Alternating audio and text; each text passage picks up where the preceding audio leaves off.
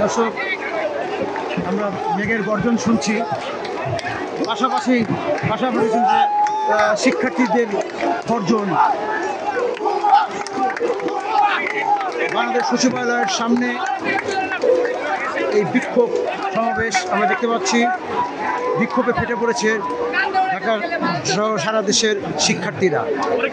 তাদের পরীক্ষা পেছনে দাবি। নিজের 2টা পর্যন্ত জেগে ভাবছি যে আর হবে না, আমার প্রিপারেশন আলহামদুলিল্লাহ ছিল, সেজন্য আমি নিয়েছি। কিন্তু তাই বলে এখন কোশ্চেনে ভুল দিচ্ছে, তার মধ্যে মনে করেন এইসব উল্টাপাল্টা ডিসিশন দিচ্ছে রাত 3টার সময়, আমি জানি না।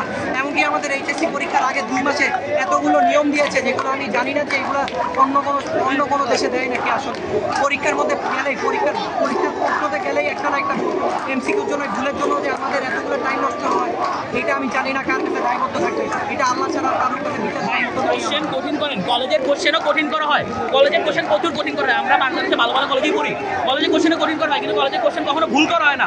এত জাতীয় একটা পরীক্ষা যদি কোশ্চেন পর্যন্ত ভুল করে ভাই, তারা গতিগুলোয় বসছে কেন? তারপরে খাতা মূল্যায়ন, ভাই খাতা মূল্যায়ন টিকটকার করতেছে, টিকটকার এই খাতা মূল্যায়ন করতেছে, এটা আমরা অনলাইনে প্রমাণ পাচ্ছি। এখন কথা হচ্ছে আমার খাতা হয়তো মূল্যায়ন করছে না, কিন্তু গ্যারান্টি কি আমার খাতাই মূল্যায়ন করছে টিকটকার? এটার কোনো গ্যারান্টি দিতে পারবেন আপনারা? দিতে পারবেন না।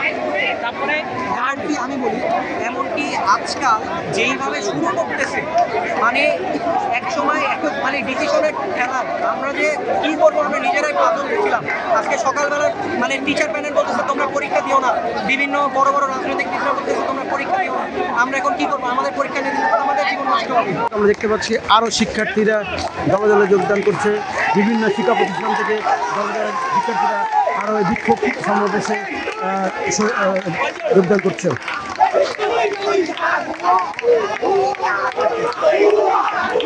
Oh,